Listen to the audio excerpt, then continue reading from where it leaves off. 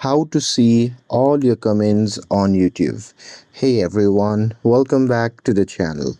In today's video, I'll show you how to see all your comments on YouTube. So now, without further ado, let's get started. So here, first thing first, open the YouTube app on your phone. And now here, once you're inside the app, just tap on the profile icon shown in the bottom right corner of the screen.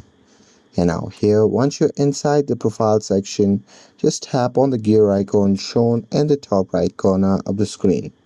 And now here, once you're inside the settings section, simply scroll down and then you'll see the option labeled as your data in YouTube. So simply tap on it. And now here, once you tap on that, you'll be prompted to the interface like this. Now from here, you simply have to scroll down and tap on more. And now here, on the bottom of that option, you will see the option labeled as comment. So simply tap on it. Now here, once you tap on that, on the next page, you'll be able to see list of all the comments that you have done. And that's it. With this, if you found this video helpful, then don't forget to like, share and subscribe to get updated for more videos. Thanks for watching and I'll see you in the next video.